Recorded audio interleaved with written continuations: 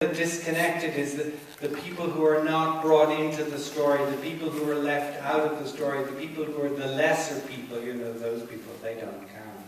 Get to those people as peacemakers, right? Connect the dots, connect the disconnected.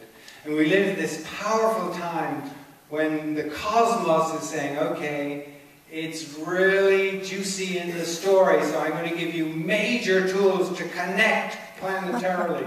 I'm going to give you capacities to talk to each other, to transmit your messages, to give the peace memes and the peace story all the way networking across the planet, and you see it.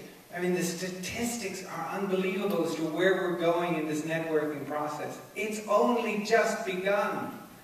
If you think we're advanced, you should see what they're thinking in technology terms and in terms of how fast this networking will break through. But it's a giant challenge to us too, because what we want to make sure is that for all of those peace messages we send out in those social networks and on the web, that we also cross the threshold from the web into the reality. So the virtual and the actual have to meet, right? That's our big process of saying we now need to cross the threshold. You see it happening in Egypt, and the Egyptian government helped out, by the way, because they talk about the Facebook resolution in Egypt and all of the social networking that gave those memes and messages about peace and new paradigms. And then when things were cooking, the Egyptian government cut off the cell phones and cut off the internet. And what did that do? It brought people out into the streets from behind their computers, off their phones, to meet each other, to bond, to ignite those passions together, to feel the sensorial reality. This is imagination lived. When you actually cross that threshold and you experience the embodiment of the other, then you think all that I've been dreaming is coming into being. It's being actualized. And so our great teachers are the ones who are teaching us at this moment how to go from the virtual into the actual and back again, so that we send each other these messages, these healing messages, and then we do something that's unbelievable. We enact it. We enact it like my friend, the 15-year-old woman in Palestine, who was shot at close range and in her upper thigh by an Israeli soldier. And you know what? She kept from her parents the fact that she had a bullet in her body, because when she got to the hospital they said, sorry, the wound is too deep, we can't pull it out. And she did this incredible subterfuge to keep her parents from knowing that she was involved in the demonstrations. So she carries the bullet. And you know what she did with that bullet? She transformed the pain and the indignity of that. She's now a therapist who works with others, helping them live through and understand what life can be beyond oppression. There's another friend of mine in Northern Ireland who was shot.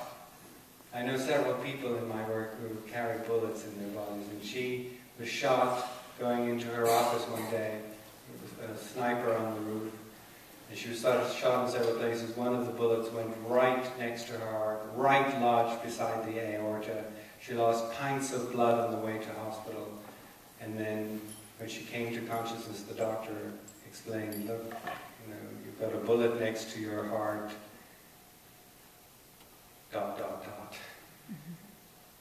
And then 3 weeks later he came to her and he said, Frances, you're obviously not dying. You're going to have to get on with your life. And she said, with a bullet next to my heart? You want me to get on with my life? And she talks about feeling that anger, that initial reality, those real emotions, and letting them through her. But she knew they were toxic. And so she resolved to make peace, to be a peacemaker, to bring healing and peaceful reconciliation between Catholics and Protestants in Northern Ireland. Now there's a victim story. What happened to you? Well, I got a bullet next to my heart. You know. She could have lived, you know, the queen of the victims. You know, I'd do that. You can't do better than that, really. You know. What you got? Oh, you hear that? We do that victim stuff. But here's what I want to say about Frances and 9/11 and America today. Frances is a single woman who said, the bullet stops here. It stops right next to my heart, and I will not send it on anywhere else. And I will not send on the hatred anywhere else. And I will use my incredible, divinely given capacity to be a human being who resolves hatred, who brings reconciliation. And I say to America, you're big enough, you're great enough, you're bold enough to be able to take your wounds and resolve them at these levels of reconciliation and forgiveness and peacemaking for the world. That's our message, I think, for 9/11 and for really imagining how peace begins with us. Thank you.